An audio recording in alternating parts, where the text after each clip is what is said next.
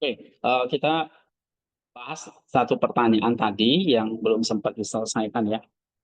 Tadi soal kejahatan moral, misalnya kayak Firaun, terus pembunuhan-pembunuhan yang terjadi di dalam Alkitab, terus sekali lagi itu di dalam kehendak Allah yang permisif. Tapi dalam kehendak Allah yang permisif itu bukan berarti dia ada kejahatan atau dia tahu kejahatan. Dia selalu sederhana dan baik, polos dan kasih. Yang dia hendaki itu adalah kasih dan kehidupan. Tidak pernah ada kejahatan dalam diri Allah, ya. Sehingga dia tidak mungkin merancang kejahatan, bahkan sudah membuat skenario tentang kejatuhan manusia atau kejahatan manusia. Jadi kejahatan atau skenario itu adalah hasil dari propos yang melenceng dari logos. Karena di dalam kodrat atau natur manusia itu Tuhan kasih apa? Ah, kehendak bebas, aute su sion, ya kehendak bebas itu. Sehingga Allah di dalam kemahatauannya, ya dia tahu manusia itu berbuat jahat. Bukan Allah itu kayak kenaifan buta gitu ya, polos buta enggak. Dia maha tahu, dia tahu Adam itu berdosa, Adam itu jahat, kita jahat, dia tahu.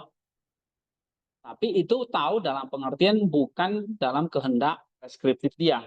Karena dalam kehendak yang preskriptif dia hanya tahu yang baik.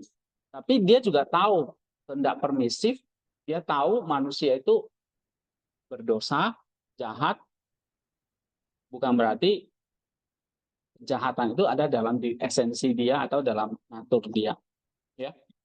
Nah kalau gitu, kalau misalnya tadi ada pertanyaan lagi, kalau Allah itu tahu, Allah tidak pernah tahu atau tidak pernah ada, tadi di sini ya, tidak pernah ada kejahatan di dalam natur dia atau di dalam esensi dia, kejahatan itu tidak ada dalam kodrat dia atau pengetahuan Allah, maka kenapa Allah menciptakan pohon pengetahuan baik dan jahat?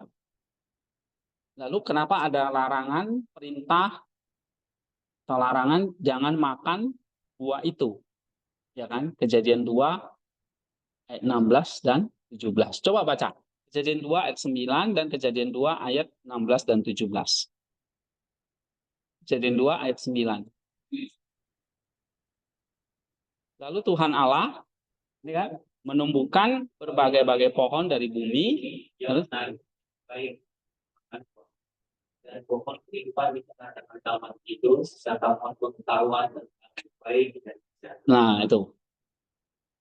Apakah Allah kalau gitu tahu tentang yang jahat?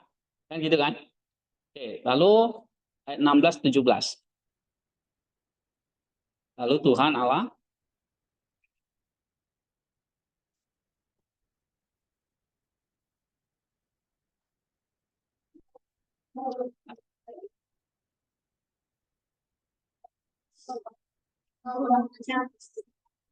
nah kenapa ada larangan seperti itu? Bahkan di situ ada kata mati. Berarti Allah tahu dong tentang kematian. Ya kan? Kalau enggak, kok bisa diucap kata mati di situ? Jadi Allah tahu tentang kematian, tahu tentang yang jahat. Nah, padahal ini bertolak belakang tadi yang dikatakan oleh Maximus, kejahatan tidak ada dalam kodrat atau pengetahuan Allah. Nah, ini satu aporia, satu kesulitan, tapi ini adalah satu kesempatan kita untuk maksud dalam teks itu secara logosnya. Nah, ini kesempatan kita untuk menguraikan logos atau teoria dari teks itu. Saya ambil dari ini, pertanyaan 43. Contoh 43. Atau di dalam Talasius 43. Nah, ini tentang pohon kehidupan dan pohon baik dan jahat. Silon tu edenai kalau kaku. Ya, ini pohon pengetahuan baik dan jahat. Kalau pohon kehidupan, silon tes zoes. Jawabannya itu di sini. Ya. Nah, tadi saya ambil ini, karena saya tanya di grup, ya saya bikin aja WordPress-nya. Ya.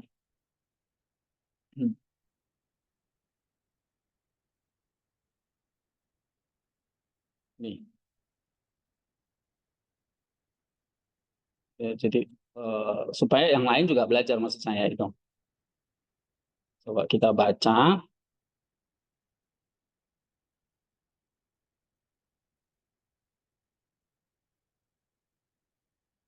Nah, tadi ini kan sifat Allah itu selalu sederhana dan baik, ya.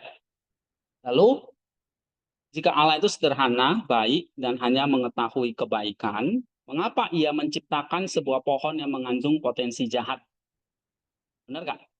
Buktinya ada makan, mati dia. Berarti kan pohonnya ada potensi jahat. Dan kemudian dia memberikan larangan yang mengimplikasikan kemungkinan pelanggaran atau dosa.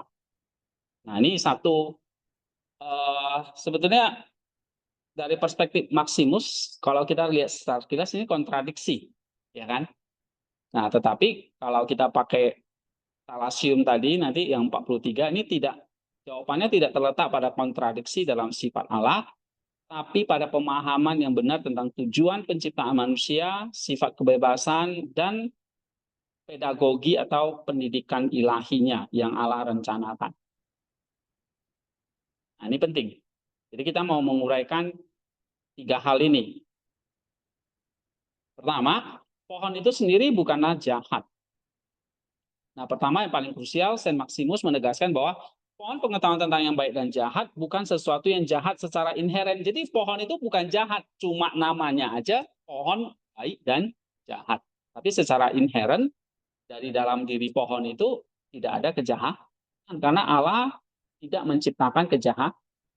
Jadi pohon itu sendiri sebetulnya pohon yang baik.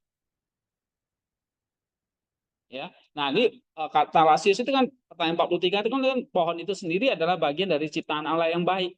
Jadi di sini dikatakan, ya, pohon sebagai simbol ciptaan. Nah, ini di penjelasannya begini. Pohon ini adalah simbol dari seluruh dunia ciptaan yang dapat dirasakan. Kosmos aesthetos. Dunia ciptaan ini dalam dirinya sendiri itu baik. Namun ia punya sifat dualitas yang melekat. Nah, ini penting. Punya sifat dualitas yang melekat, yaitu ia dapat dinikmati, berarti itu baik, tetapi juga dapat menyebabkan penderitaan. Itu jahat. Ia punya siang dan malam, terang dan gelap, panas dan dingin, hidup dan mati. Nah, pengetahuan tentang baik dan jahat adalah pengetahuan tentang sifat ambivalen dari dunia material ini. Jadi dunia material ini punya namanya sifat dualitas. Inilah dunia ciptaan. Tapi dalam dirinya sendiri itu baik. Cuma punya sifat dualitas. Bisa dinikmati, tapi bisa menyebabkan penderitaan. Punya siang dan malam, punya panas dan dingin, akan punya hidup dan mati. Nah, pohon ini menjadi simbol dari seluruh ciptaan ini. Diwakili oleh pohon ini. Pohon sebagai simbol ciptaan. Atau pohon ini simbol dari seluruh dunia kosmos, ciptaan yang dapat dirasakan. Itu yang pertama. Yang kedua, kejahatan sebagai, ini yang penting, kejahatan sebagai ketiadaan, bukan esensi. Nah, ini yang tadi saya jelasin. Kejahatan bagi Maximus bukanlah sebuah substansi atau esensi yang diciptakan Allah, tapi kejahatan adalah steresis, sebuah kekurangan, ketiadaan, atau penyimpangan dari tujuan alami sesuatu. Pohon itu mengandung esensi kejahatan. Sebaliknya, memakannya secara tidak benar menyebabkan kekurangan atau kehilangan persekutuan dengan Allah. Dan inilah yang disebut kejahatan atau dosa.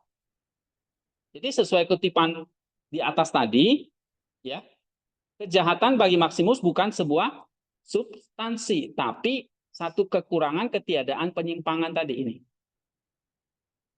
Kekurangan kekuatan alami bawaan.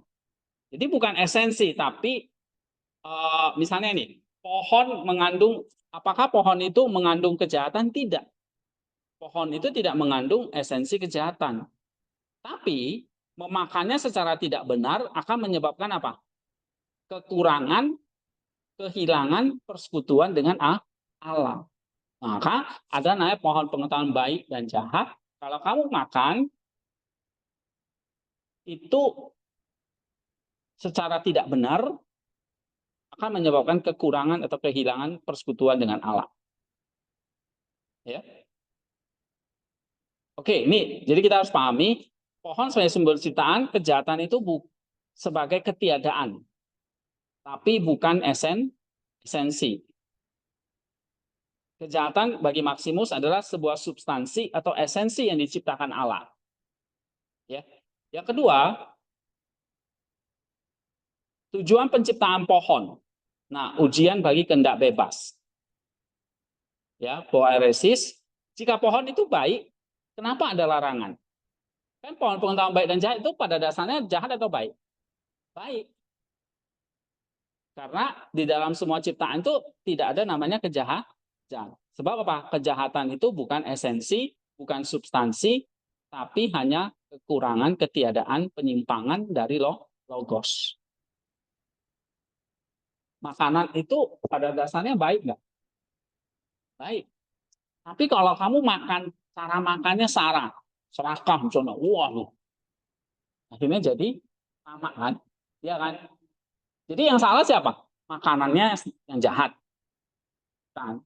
Cara makannya yang salah.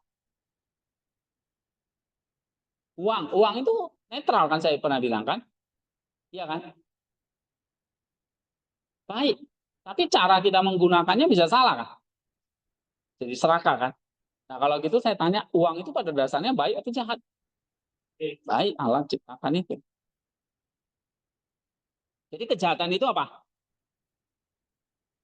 Satu kekurangan atau penyimpangan dari tujuan. Makan itu buat kesehatan, tapi karena kita makan caranya salah, berlebihan, akhirnya jadi kolesterol. Jadi apa lagi? Jadi penyakit. Karena kamu makannya berlebih. Nah, makanannya jadi jahat? Enggak. Makanan ya tetap makanan. Pada dasarnya baik. Nah itu ciptaan Allah. Pasti baik. Semua pada dasarnya semua baik. Air itu pada dasarnya baik gak? Baik. Tapi kalau banjir, karena ulah manusia, air itu jadinya apa? Cara kita yang salah kan, mengelola alam ini. Akhirnya airnya apa? Membunuh. Banjir misalnya, ya, dan sebagainya. Oke, nah ini juga berlaku untuk pohon tadi. Ya. Nah, sekarang kita bahas pohonnya nih. Tadi ini prinsipnya ya. Pohon itu sendiri bukan jahat. Nah, tujuan penciptaan pohon ini apa? Ujian kehendak bebas. Jika pohon itu baik, kenapa ada larangan? Nah, disinilah kita akan bahas tentang pedagogi ilahi. Jadi Maximus mengatakan ini adalah pedagogi ilahi, ujian kebebasan manusia.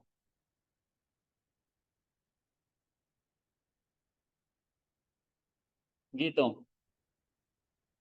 Ya. Nah, pohon pengetahuan baik dan jahat diidentifikasi oleh Maximus sebagai prinsip dualitas dalam ciptaan. Pohon mewakili ciptaan tadi kan. Maka dalam ciptaan itu selalu ada dualitas. Dua sisi. Nggak ngerti dualitas, dua sisi. Kamu kayak perhatikan koin. Ada sisi depan, sisi belakang gitu kan. Jadi ada baik, jahat, jasmani, rohani, kekal, sementara. Nah, pohon ini berfungsi sebagai ujian kesetiaan untuk melatih kehendak bebas manusia. Ya, jadi saya ambil dari sini aja. Ya, pohon dan larangan yang menyertainya diciptakan bukan untuk menjebak manusia, tapi melatih dan menyempurnakan kehendak bebasnya. Nah, manusia diciptakan pada dasarnya untuk teosis. Tujuan akhir manusia bukanlah sekedar hidup bahagia di taman, tapi mencapai pengilahian. Ya, persatuan sadar dan penuh kasih dengan Allah. Teosis tidak dapat dipaksakan. Ia harus merupakan buah dari pilihan bebas yang penuh kasih. Oke, jadi mencapai teosis itu dengan kehendak bebas yang Tuhan sudah berikan. Tadi dikatakan di sini, Ini ujian kesetiaan dengan kehendak bebas untuk mencapai apa? Tujuan penciptaan tadi apa? Teosis. Ya. Nah, kebebasan membutuhkan pilihan. Agar kebebasan menjadi nyata, harus ada pilihan yang otentik. Nah, pohon itu ada, pohon pengetahuan itu, baik dan jahat itu, dan larangannya, inilah yang dikasih panggung. Supaya manusia itu punya pilihan. Dengan pilihan, punya kebebasan. Punya kebebasan baru bisa mencapai teosis. Jadi justru pohon itu menjadi sarana bagi manusia untuk mencapai teosis.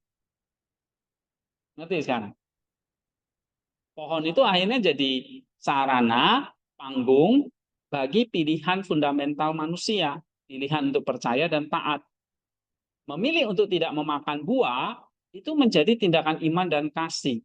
Itu adalah pilihan untuk bergantung pada Allah sebagai sumber pengetahuan dan kehidupan, untuk menerima kebaikan sebagai anugerah darinya, bukan merebutnya untuk dirinya sendiri. Nah, tapi ada juga pilihan untuk meragukan dan memberontak.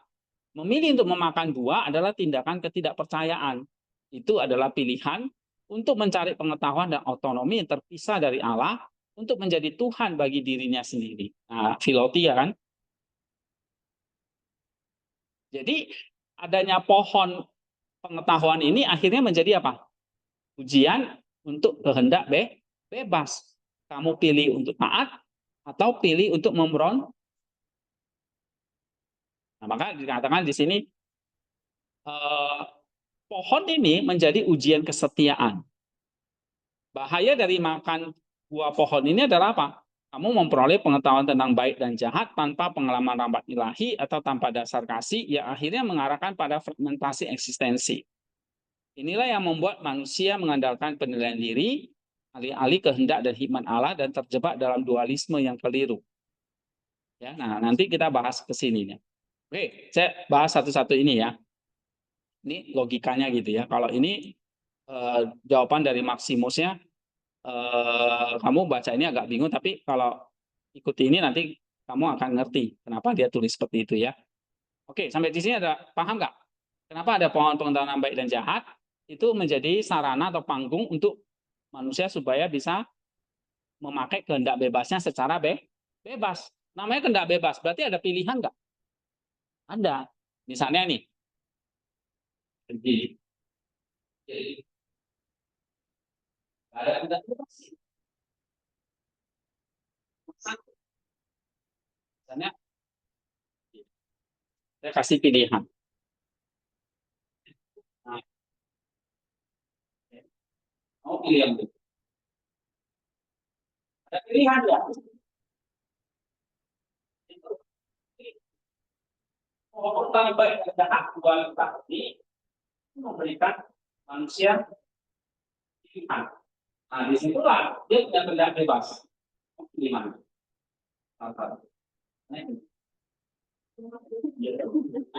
Lalu kalau nanti kamu pilih yang mana? Ada pilihan, tapi ambil yang ini kan. Masa tuh, tapi ambil yang ini. Jadi pilihan soalnya. Tapi kalau ini, nah, mau kita pilih ini kan. Itu maksudnya pohon pengetahuan baik dan jahat. Oke, itu ya. Nah, pohon sebagai pelatih spiritual. Dengan demikian, pohon itu berfungsi sebagai apa? Pelatih atau sarana pedagogis tadi. Larangan tersebut adalah latihan pertama dalam asketisme, disiplin untuk menahan keinginan demi tujuan yang lebih tinggi, yaitu persekutuan dengan Allah. Jadi kalau dengan ada pilihan begini, maka manusia dalam kehendak bebasnya, dalam pilihannya, dia bisa dilatih.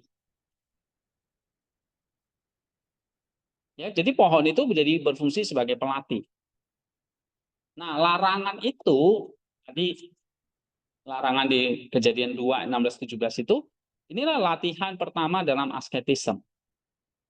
Ya, disiplin untuk menahan keinginan demi tujuan yang lebih tinggi, yaitu persekutuan dengan Allah. Jadi kalau ada larangan, ini kan ada dua pilihan ya. Dua pilihan. Nah, waktu kamu pilih, harusnya kan ini pilih Allah. Ini bukan Allah. Waktu kamu pilih Allah, ini lelaki. Tapi kalau nggak ada, cuma Allah doang, latihan kan? Nggak perlu latihan, udah pasti pilih ini kan. Nggak ada pilihan lain, udah pasti ini kan. Tapi kalau ada dua, nah inilah jadi sarana kita latihan untuk memilih A. Oke, itulah kehendak bebas itu. Berarti ada larangan itu justru apa? Ada yang larangan itu akhirnya menciptakan satu latihan bagi manusia untuk mencapai teosis. Nah, ini yang penting nih. Nah, ini ada jawabannya nanti di sini. Nih. Kenapa tadi manusia dilarang makan pohon pengetahuan? Ya karena pendidikan, pedagogi. Urutan yang benar kan harus mencintai Allah dulu. Tapi ternyata manusia memilih dirinya. Ya, kalau nggak ada pilihan, nggak ada latihan, gitu. Oke, nah nanti solusinya ini ya.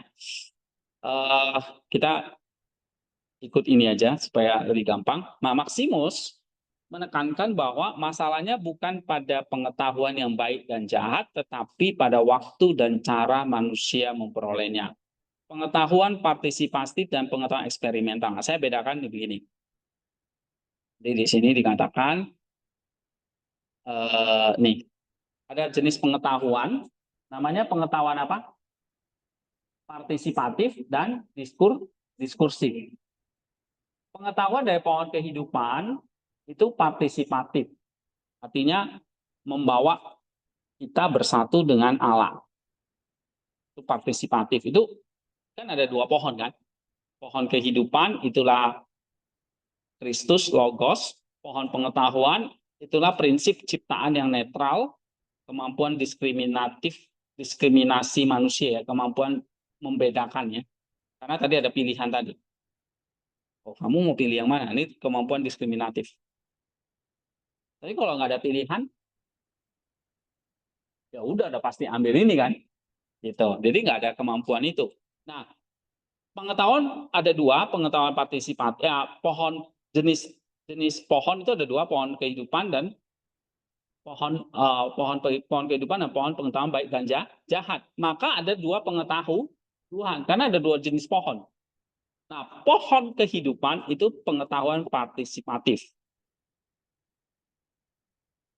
Ya. Ya, pengetahuan dari pohon kehidupan itu partisipatif. Tapi ada juga pengetahuan dari pohon pengetahuan bersifat diskursif atau memisahkan. Jadi maksudnya begini. Ada dua pengetahuan, partisipatif dan eksperimental. Atau tadi kita sebut dengan diskursif. Nah, yang pertama, manusia seharusnya terlebih dahulu memakan pohon kehidupan. Pohon kehidupan itu simbol dari apa? Sang Logos atau Kristus. Ya, agak dengarnya ini agak sulit. Dengan partisipasi dalam kehidupan ilahi, ia akan menerima pengetahuan tentang segala sesuatu termasuk baik dan jahat dari perspektif Allah.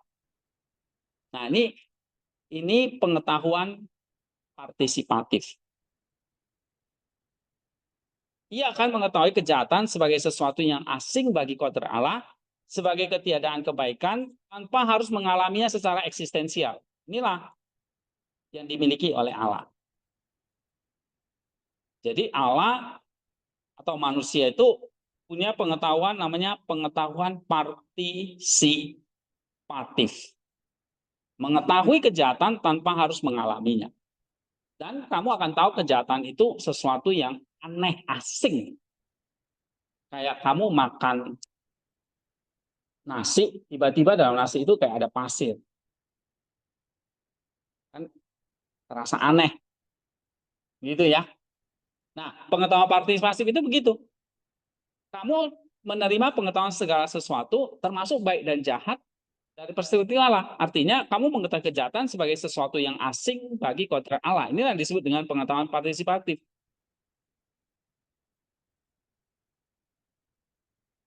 Ya, pengetahuan dari pohon kehidupan adalah partisipatif. Nah, tapi karena ada dualisme baik dan jahat tadi, maka kalau kamu tahu tentang yang jahat, ini sesuatu yang asing. Sebagai ketiadaan kebaikan, tapi bukan secara eksistensial. Nah, ini adalah pengetahuan yang aman yang diperoleh dalam persekutuan kasih. Tapi ada namanya kedua, namanya pengetahuan eksperimental. Nah, ini yang kita sebut sebagai pengetahuan diskursif. Nah, inilah yang memisahkan, menciptakan dualisme dan penilaian subjektif. Nah, maksudnya begini. Dengan memakan buah dari pohon pengetahuan terlebih dahulu, manusia akhirnya mencoba merebut pohon pengetahuan. Makanya Allah larang kan? Benar nggak? Harusnya urutannya mana? Makan apa dulu? Pohon kehidupan dulu. Supaya dapat pengetahuan partisipatif. Tapi ternyata manusia makan apa dulu? Pohon pengetahuan kan? Bukan pohon kehidupan. Nah, harusnya apa dulu? Pohon kehidupan. Ini yang dimakan dulu. Lalu pohon apa? Pengetahuan. Jadi keduanya boleh dimakan dengan cara yang benar. Ini terbalik. Ini yang dimakan dulu, baru mau ini. Nah, makanya kejadian 4 tadi, kejadian 3 tadi, Allah melarang. Ya kan? Gitu. Oke? Bisa ikuti? Hah? Bisa ya? Ini kanan keras nih. Ya. Nah, kalau kamu baca Maksimus ini menarik banget. Ya, karena kamu nggak baca atau kamu nggak ngerti, ya nggak menarik. Oke? Nah, karena memakan buah dari pengetahuan terlebih dahulu, ya, manusia mencoba merebut pengetahuan secara eksperimental dan otonom terpisah dari Allah. Itulah pengetahuan eksperimental. Jadi harusnya manusia itu mengalami apa namanya? Pengetahuan partisipatif. Jadi kayak melihat dualisme itu dari perspektif Allah. Tapi ternyata enggak. Manusia makan pohon pengetahuan dulu kan, baru mau pohon kehidupan. Karena manusia itu tidak punya pengetahuan partisipatif lagi. Yang ada pengetahuan eksperimental atau diskursif. Ngerti? Makanya Allah melarang. Ya. Nah, manusia mencoba merebut pengetahuan itu secara eksperimental dan otonom terpisah dari Allah. Ia belajar tentang kejahatan dengan melakukannya eksperimen. Kalau satu, gue tahu jahat, tapi gue nggak mau melakukan partisipatif.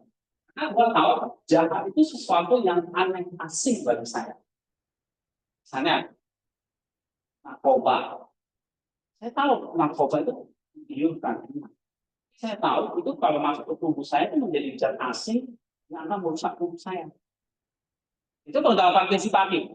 Kamu tahu narkoba itu jahat, tapi kamu akan merasa jahat itu asing, aneh, tidak mau saya lakukan, akan merusak saya. Itu namanya pengetahuan dari pohon kehidupan. Menghasilkan pohon apa? Menghasilkan pengetahuan apa? Pengetahuan partisipatif.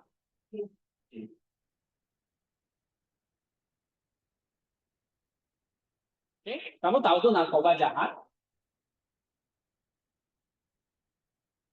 dan kamu tidak mau melakukannya karena kalau itu masuk ke tubuh itu kayak gitu. Saya nggak bisa ketemu. Nah, harusnya Adam punya pengetahuan tubuh dan itu sesuatu yang aneh. ketiadaan kebaikan itu suatu yang asing. Ternyata enggak, ya. Nah, Adam mengalami ini pengetahuan eksperimental dulu, artinya dia tahu kejahatan dan dia melakukannya karena dia udah makan pohon itu dulu. Jadi waktu Allah menciptakan dunia itu memang ada pohon pengetahuan baik dan jahat. Nah, ini adalah satu simbol tentang dualitas dunia. Terang, gelap, siang, malam, baik, jahat. Gitu. Ya. Dia belajar tentang penderitaan dengan mengalaminya. Nah, pengetahuan ini bersifat fragmentaris, dualistik, dan pada akhirnya membawa kematian spiritual karena ia diperoleh melalui tindakan perpisahan dari sumber kehidupan.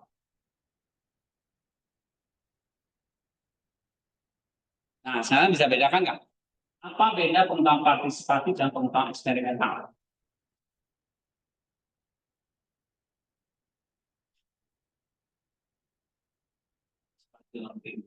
Kalau pengetahuan partisipatif, kamu dapat dari makan pohon kehidupan.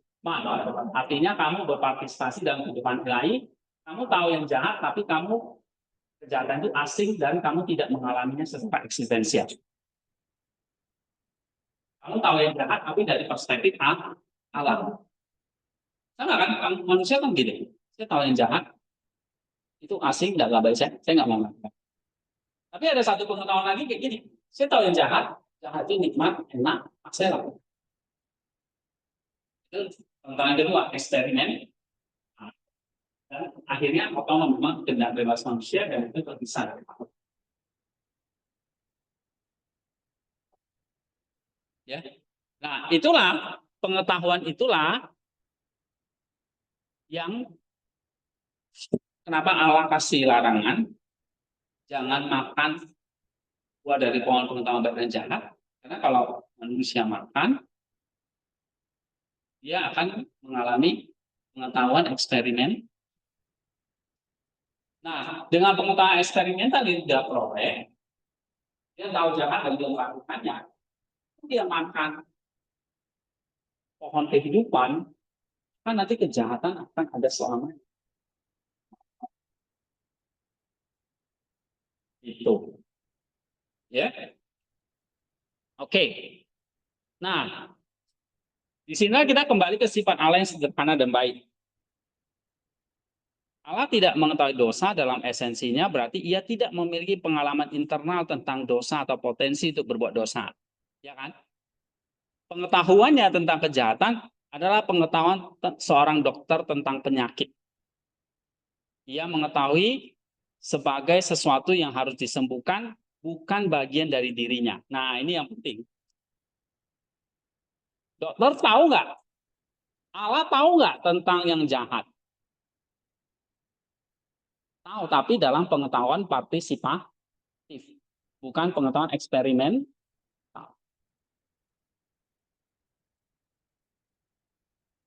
Bisa ikuti?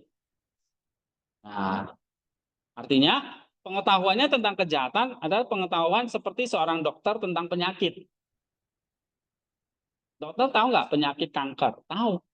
Tapi dia tahunya sesuatu yang harus disembuhkan, bukan berarti dokternya kena penyakit kanker. Ngerti? Ya. Saya tahu penyakit. Oh, berarti ini sesuatu yang harus disembuhkan. Berarti ada dalam saya. Nah, itu Allah tidak mengetahui dosa dalam esensinya itu maksudnya begitu. Ya. Jadi Allah tidak mengetahui dosa dalam esensinya maksudnya apa? Coba baca. Dia tidak memiliki iya. Dia tidak punya pengalaman itu tentang dosa, dia tidak beban.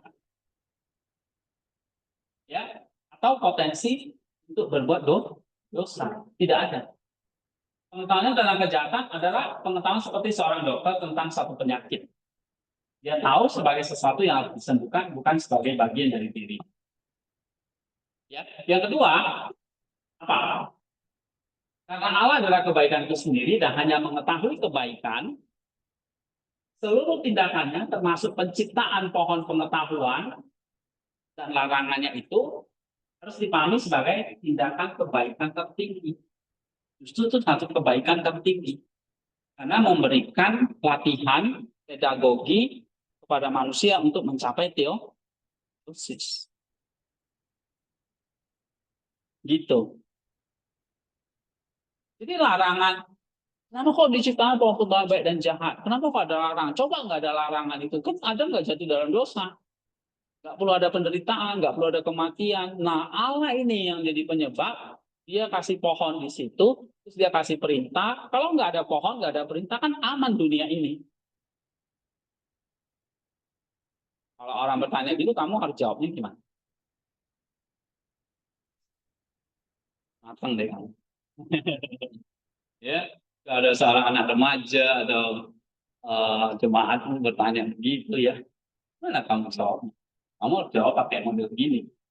Ini pertanyaan yang sulit, maka butuh jawaban yang nggak gampang, harus teliti.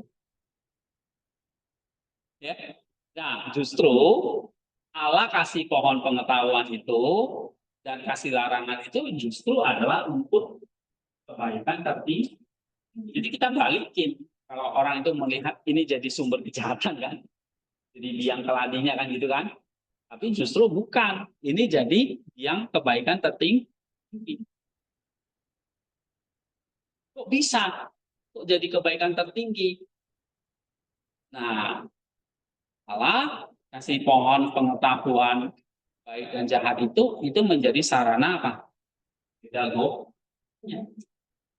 Tadi contoh aja. Manusia dikasih kehendak bebas kan? Maka Allah kasih pilih. Kalau cuma satu, nggak mau pilih kan? Ada kehendak bebas. Nah, itu ada pilihan baik dan jahat. Pengetahuan ada larangan dan makan buah itu berarti kan boleh makan boleh tidak kan, ada pilihan. Dua, justru Allah itu kenapa kok dikasih pilihan? Karena ini kehendak bebas itu dilatih untuk mencapai teosis. Kalau nggak ada pilihan, nggak ada kehendak bebas, berarti nggak ada jalan untuk manusia mencapai teosis. Manusia jadinya nggak ada pilihan, nggak ada jalan untuk mencapai teosis. Itulah yang, nah ini kalau tidak ada pilihan, justru tidak ada martabat kebebasan sejati. Oke, jadi ini adalah tindakan kebaikan. Kenapa? Karena manusia diberikan apa? Martabat kebebasan sejati untuk pilih. Oke, tanpa kemungkinan untuk mengatakan tidak kepada alam, ya kita tidak akan berarti. Oke. Ini adalah tindakan kebaikan karena menyediakan jalan terstruktur menuju teosis. Nah, itu tadi yang saya bilang. Justru dengan ada pilihan, jangan makan buah pohon pengetahuan itu kan larangan, ada perintah kan.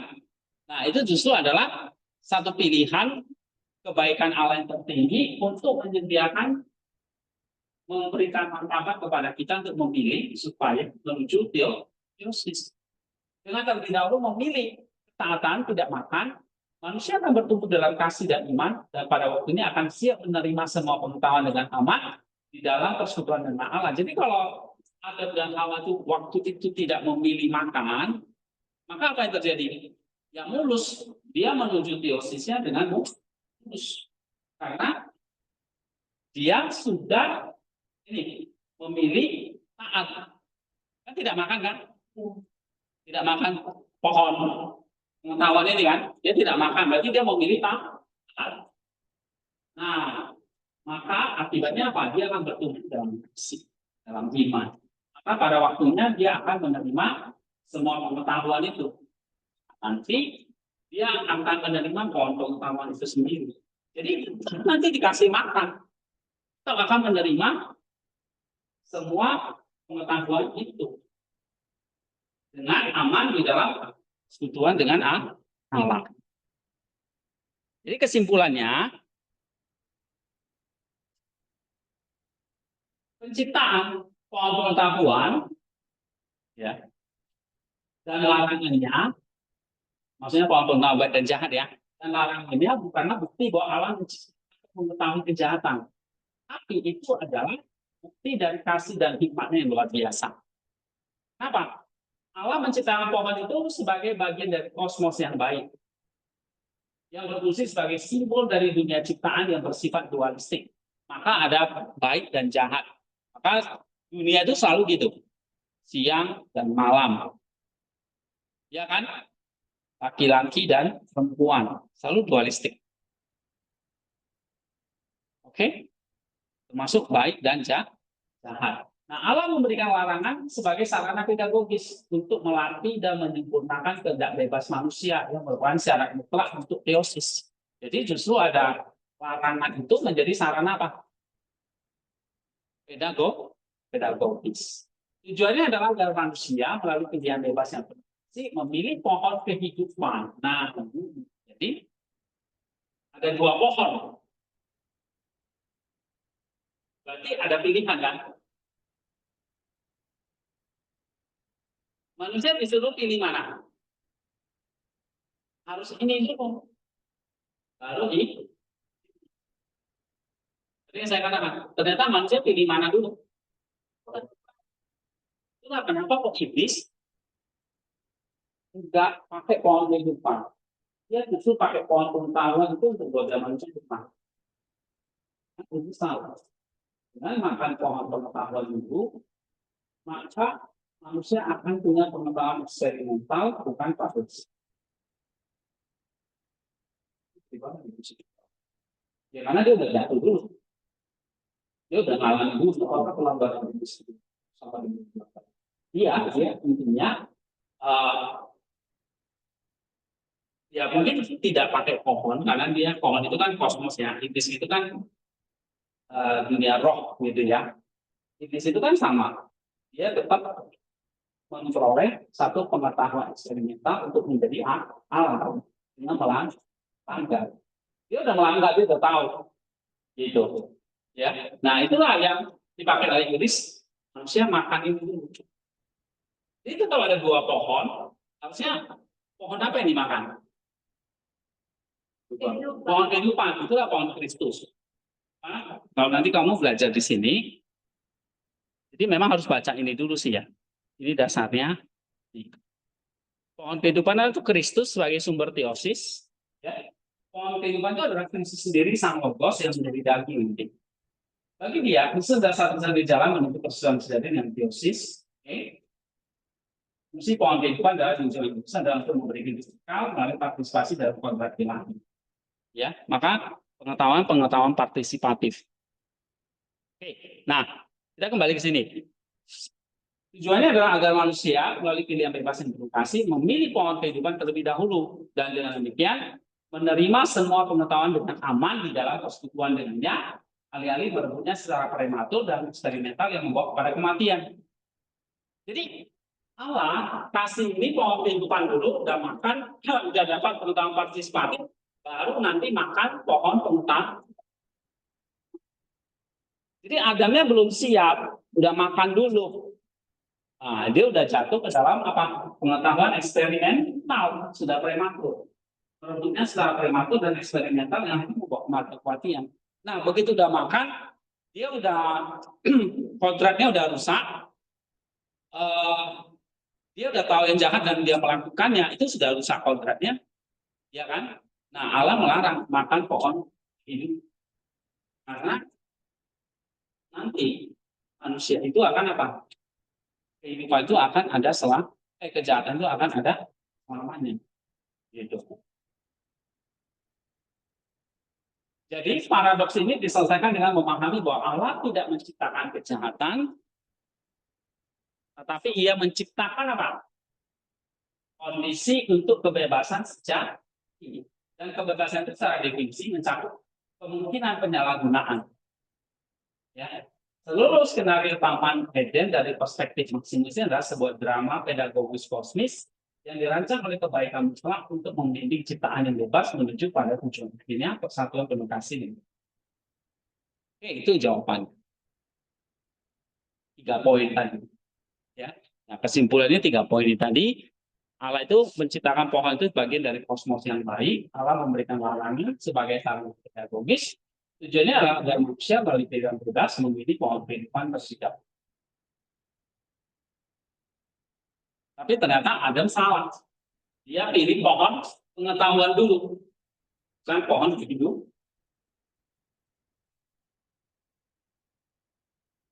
Oke, nanti pelan-pelan dicerna lagi. Ya, ini poin-poin penting di sini. Atau kamu baca ini juga sama. Ya, ini juga bisa. Ya.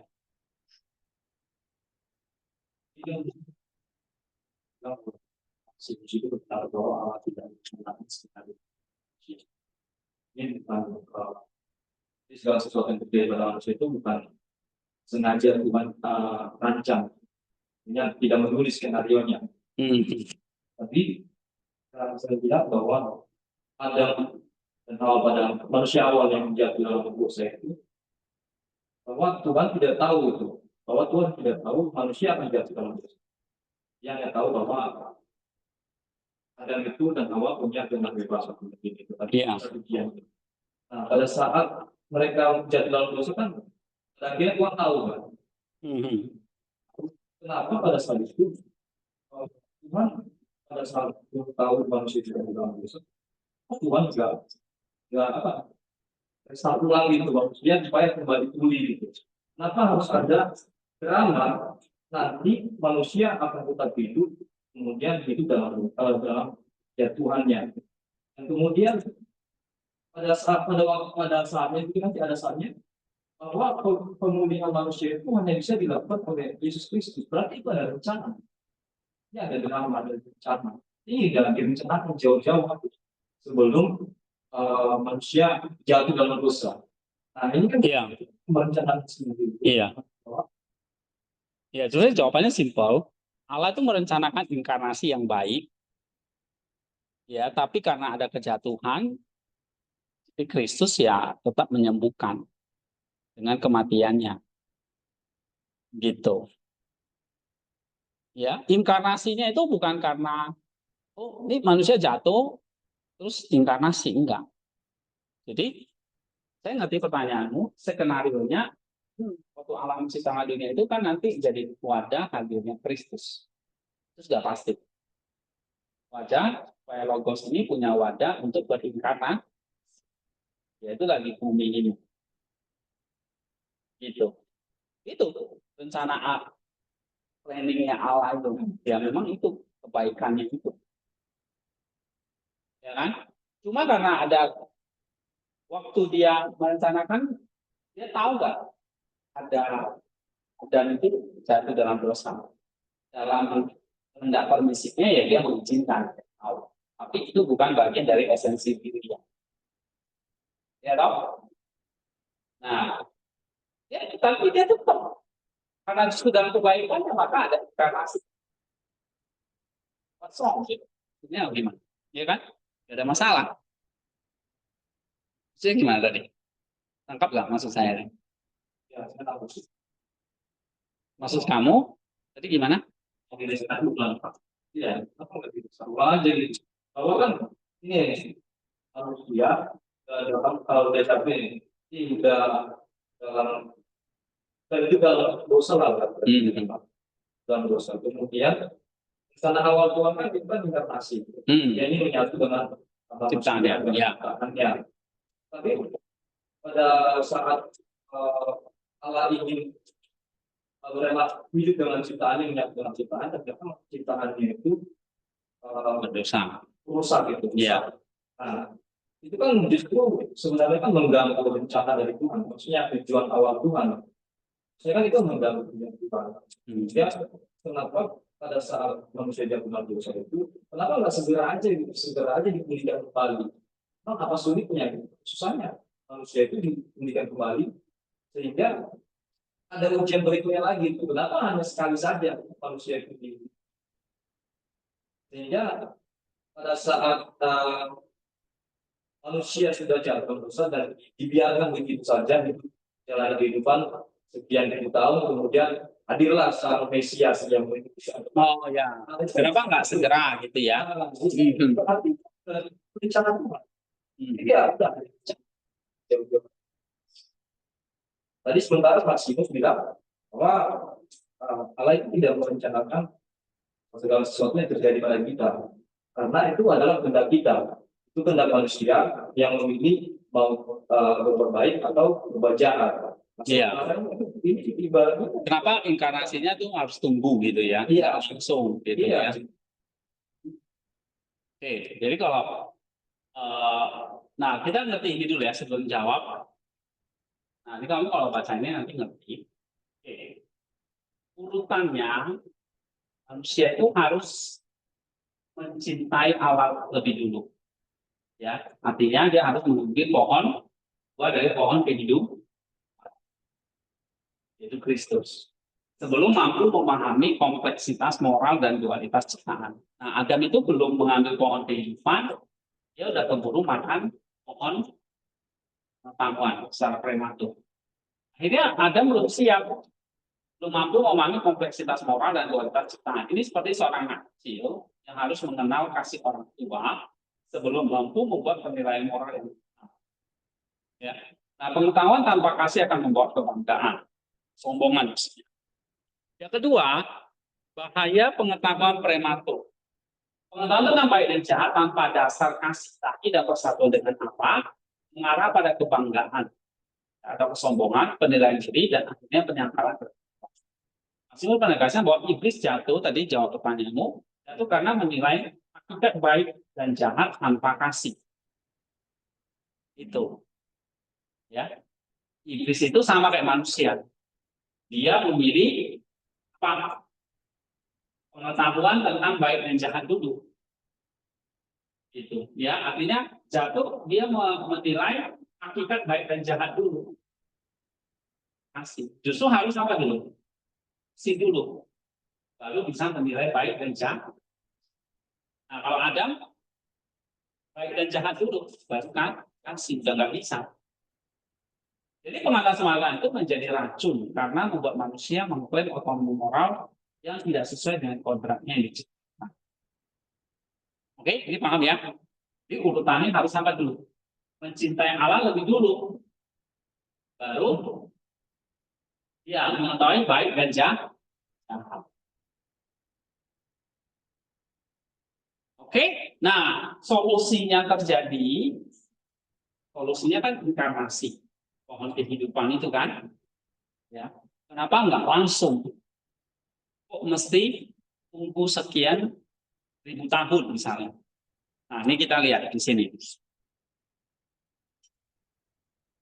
Oke, kita baca ini. Maximus melihat salib Kristus sebagai pohon kehidupan baru yang secara paradoksal mengubah racun pohon pengetahuan menjadi obat keabadian. Di kayu salib, Kristus mengambil beban dualitas dan fragmentasi yang disebabkan oleh dosa, dan melalui pengorbanannya ia menyatukan dualitas, baik jahat, hidup mati dalam pribadinya. Sehingga salib itu menjadi tempat di mana pengetahuan yang bawa kematian ini diubah menjadi kehidupan. Ekaristi adalah buah dari pohon kehidupan baru ini yang diberikan sebagai roti hidup, ya, Yohanes 6:35, yang memelihara dan membawa partisipasi dalam kehidupan ilahi. Sebagaimana yang dikatakan dalam liturgianya di kayu salib, Kristus sebagai pohon kehidupan menelan racun pohon pengetahuan lalu mematahkan. Nah, pohon kehidupan baru itulah tadi kayu salib itu, salib Kristus itu. Ya, waktu dia disalib, ya, sebetulnya Kristus itu menyatukan baik dan jahat, hidup mati, semuanya di dalam satu. Jadi salib itu menjadi tempat di mana pengetahuan yang membawa kematian sudah diubah jadi kehidupan. Nah, jadi pohon pengetahuan itu, ya, dia mengubah racun pohon pengetahuan itu menjadi obat abadi. Racun pohon pengetahuan itu kematian. Kayak Adam makan pohon pengetahuannya, ya kan? Jadi mati. Nah, dia di dalam salib dia ubah jadi obat abadi. Dia menyatukan dualitas dalam pribadi. Baik jahat itu mati itu dalam pribadinya. Ya. Jadi salib itu pohon kehidupan atau salib itu jadi tempat apa? Di mana pengetahuan yang membawa kematian dalam pohon pengetahuan itu ini diubah menjadi kehidupan. Sehingga pohon pengetahuan ini jadi pohon kehidupan diubah Kristus. Itu menjadi apa? Menjadi kehidupan. Nah, mekanis itu adalah buah dari pohon itu. Ya, salib. Kristus dari pohon kehidupan menelan racun pohon pengetahuan, lalu mematahkan diri. Nah itu jadi kenapa kok Kristus mati di kayu salib? Karena salib itu adalah simbol dari pohon kehidupan baru. Jadi dia mengubah racun ini, dualitasnya sudah nggak ada. Nggak ada lagi namanya baik jahat, hidup mati, nggak ada. Semuanya hidup, semuanya baik dalam pribadi dia. Maka nanti nggak ada lagi dunia yang baik, dunia yang jahat. Ya, yang mati, dunia yang nggak ada. Semuanya hidup, semuanya baik. Ya. Nah, jadi itu solusi salib sebagai pohon kehidupan baru. Oke. Nah, dari situ kenapa kok pohon ini misalnya ini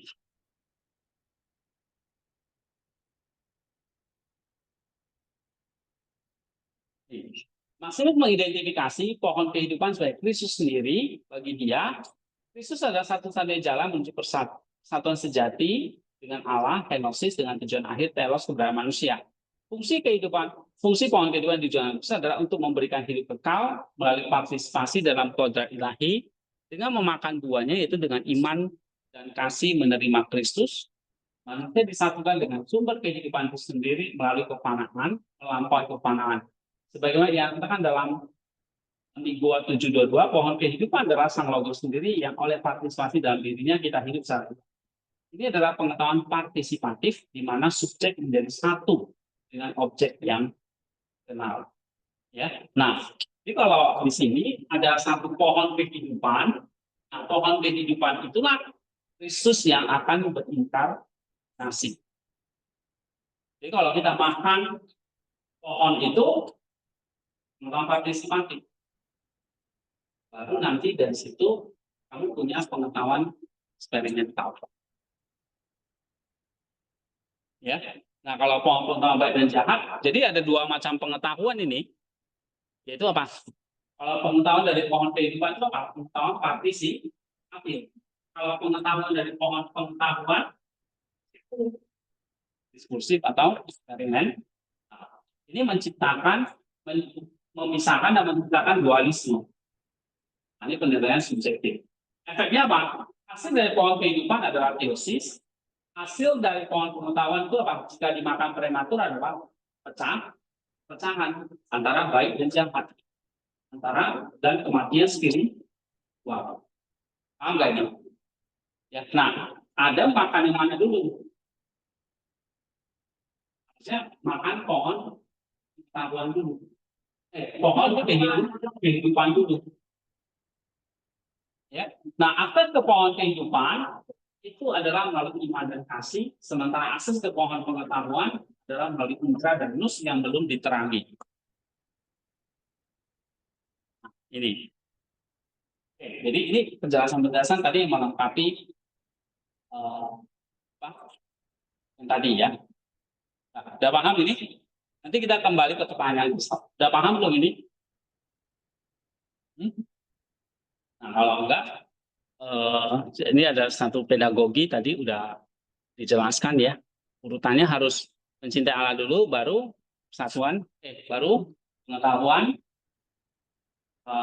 ini baik dan jahat. Nah, salib itu solusinya.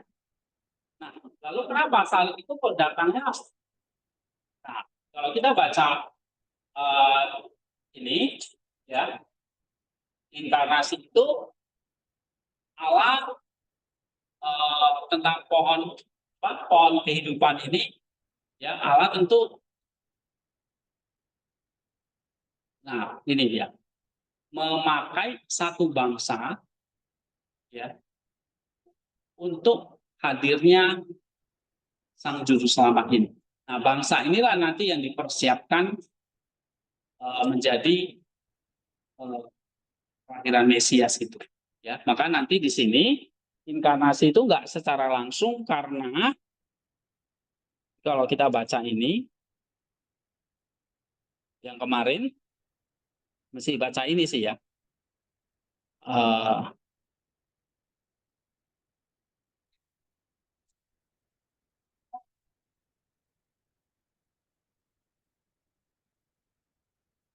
nih peran hukum dan para nabi.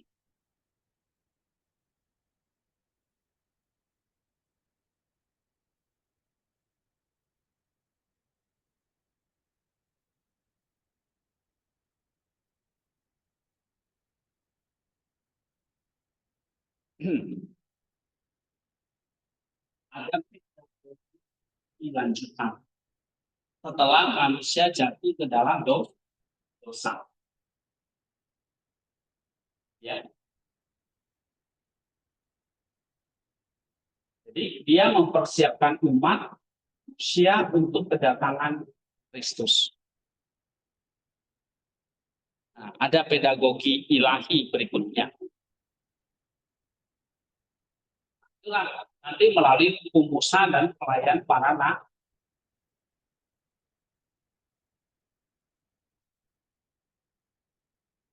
Nah itu. Jadi ada tahap pedagogi selanjutnya. Nah, ini nanti kita dibahas lagi, ini panjang lagi. Nah intinya kalau di sini kita langsung aja ya, misalnya satu kesimpulannya adalah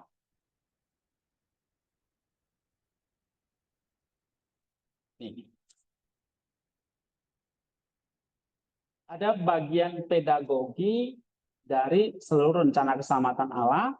Ini adalah pedagogi yang bijaksana yang dengan setia mendiagnosis penyakit manusia, membangkitkan kerinduan akan penyembuhan, dan melukiskan gambaran-gambaran profetik ipoi dari sang tabib, mempersiapkan jalan bagi inkarnasi di mana semua diagnosis, kerinduan, dan gambaran menemukan pemenuhannya yang sempurna.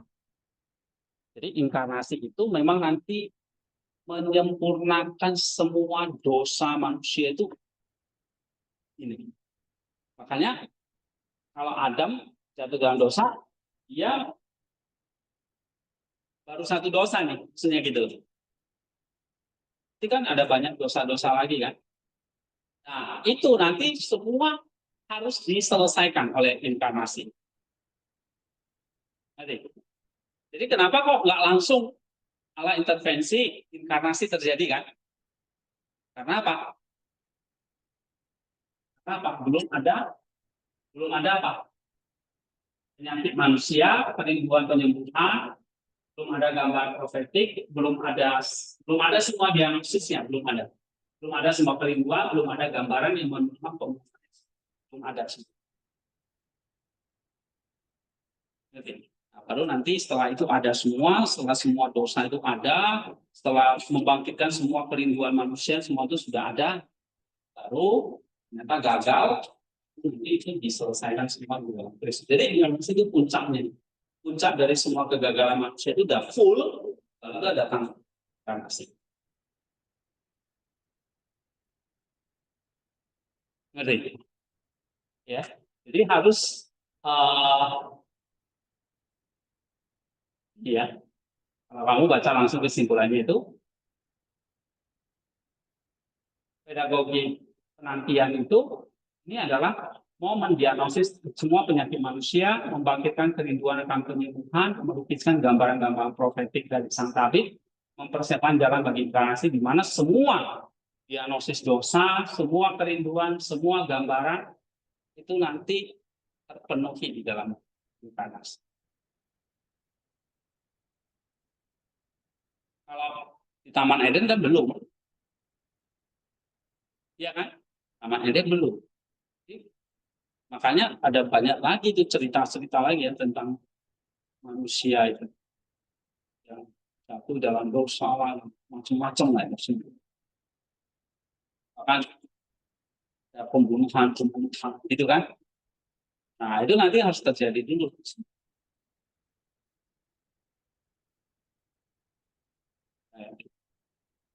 Lalu kalau kamu akan mengatakan, berarti Allah tahu dong, eh, manusia itu bakal begini, begini, begini, begini, begini, begini. Tahu dalam pengertian ya, eh, manusia itu melakukannya, tahu dia Adam jatuh dalam dosa, tapi tadi sekali lagi, ini kata yang penting di sini. Mana tadi? Pengetahuannya tentang kejahatan adalah pengetahuan seperti seorang dokter tentang penyakit, bukan bagian dari dirinya.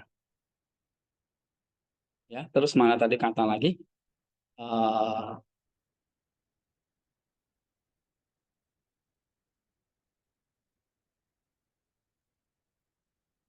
ini ya. Oh ya, ya ini tadi ya. Nah, Allah tidak mengetahui dosa dan sisinya. Jadi pengetahuan dia tidak punya pengalaman internal tentang dosa. Pengetahuan dia tentang kejahatan adalah pengalaman seperti pengetahuan seorang dokter. Nah, bagaimana? Oh, manusia itu kayak gini, gini, gini. Nah, terus baru dia tahu. Setelah semua udah tahu penyakit manusia semua, baru datang ke atas. Supaya apa? Semua penyakit itu sembuh. Obatnya satu soalnya, nggak boleh dua. Jadi apapun penyakitmu, obatnya apa? Buah dari pohon kehidupan ini. Nih, obatnya ini. Buah dari pohon ini. Satu obat untuk semua penyakit manusia. Nah, sementara kalau inkarnasi langsung terjadi, uh, iya, iya, mendiagnosis penyakit segala penyakit. iya, iya, maksudnya mendiagnosis semua dulu. Ini mana tadi? Dia harus bisa mendiagnosis semua diagnosis dulu, nah, baru nanti dengan waktunya menemukan problem. Gitu ya. Jadi Allah nggak buru-buru mendiagnosis. Dia lihat dulu. Oh. Makanya Salomo mengatakan tidak ada hal yang baru lagi di bawah bumi. Semua dosa yang dilakukan oleh manusia sekarang itu cuma pengulangan yang begitu. Jadi ada hal dosa yang baru lagi setelah Kristus datang inkarnasi. Pasti ya itu lagi sama yang kayak dulu. Maka kamu lihat catatan Alkitab itu banyak penuh dosa kan? Ya, dulu terjadi incest. Emang sekarang nggak ada, sama kan? Sama kayak dosa ini. Nggak ada dosa yang nggak bisa dipenuhi, diselesaikan di dalam Kristus. Semua sudah diatasi. Nggak ada satu pun yang terlewat. Jadi sebenarnya inkarnasi karena manusia jatuh dalam dosa dan Allah tahu, ya Allah nggak langsung segera. Biarin dulu sampai manusia itu mengalami semua dosa dan semua diagnosisnya dan ini baru dia kasih sama kayak dokter tadi. Itu semua penyakitmu apa dulu? Dokternya tahu nggak? Kamu sakit komplikasi, ada diabetes, ada ginjal, ada sakit hati, sakit ini semua komplikasi lah. Nah, lalu dia nggak kasih obat ginjal, obat jantung, obat sekali makan 10 macam obatnya kan? Enggak, Allah nggak kayak gitu. Satu obat cukup untuk semua penyakitmu. Ya, tapi dia nggak buru-buru kasih obat. Dia lihat dulu nih. Hari ini sakit ginjal, besok apa lagi? Besok apa lagi? Besok apa lagi? Besok apa lagi? Nah, udah tinggal 1% nih hidupnya, udah mau mati nih. Kira-kira gitulah. Ya, untuk jawab pertanyaanmu itu mungkin kira-kira gitu. Berarti apa? Apa? Allah dalam pengetahuannya itu selalu menginginkan yang baik. Tapi ketika manusia memilih yang jahat dan dia mati, Allah tahu nggak? Mati tahu. Jadi Allah dalam pengetahuannya yang partisipatif itu selalu mau mengajak manusia itu sama dia. Tapi karena manusia sudah makan pengetahuan itu, akhirnya manusia itu yang punya apa? Pengetahuan eksperimental. Pengetahuan eksperimental itu apa? Tadi pengetahuan yang sifatnya apa? Memisah, menciptakan dualisme, penilaian subjek. Atau kamu baca ini. Pengetahuan eksperimental itu apa? Pengetahuan yang sifatnya apa? Kamu belajar dengan kejahatan, ini dengan hak. Jadi kamu belajar berbohong dengan hak.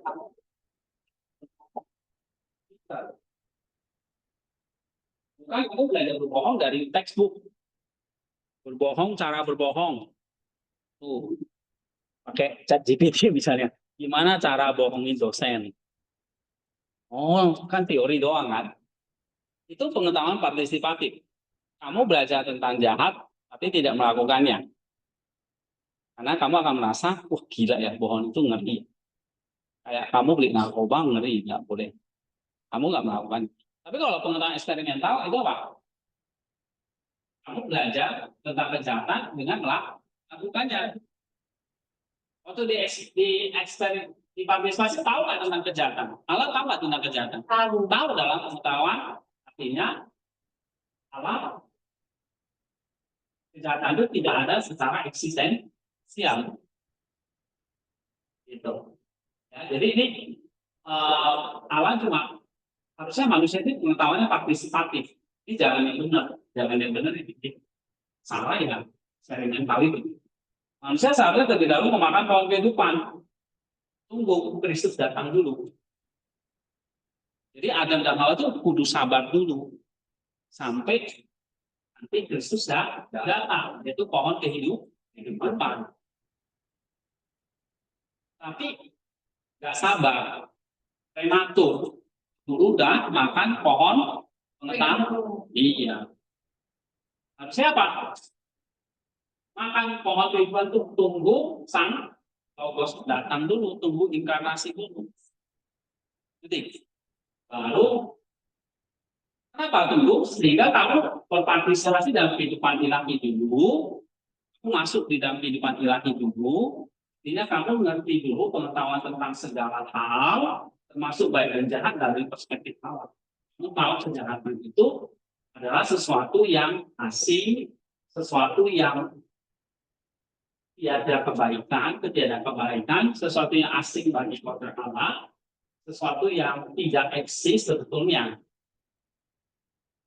Jadi kamu harus masuk dulu dalam kehidupan ilahi dengan makan pohon kehidupan. Nah, harusnya itu dulu. Ngerti konsep jahat itu nggak ada sebetulnya. Itu sesuatu yang asing, harus tahu itu dulu. Nah, kayak Allah tahu nggak kejahatan? Sesuatu baik dan jahat. Iya, gitu. Tapi itu adalah apa? Setelah manusia jatuh dalam dosa, gitu. Oke, nah kita harus tahu itu dari perspektif Allah. Tapi manusia enggak. Dia justru memilih pohon pengetahuan terlebih dahulu. Jadi kapan manusia itu makan pohon pengetahuan? Ya tunggu setelah makan pohon kehidupan. Ya, nah pohon kehidupan itu pohon pengetahuan itu atau pengetahuan eksperimental itu apa? Sifatnya. Nah itulah kita dualistik. Nah, akhirnya membawa kematian spiritual.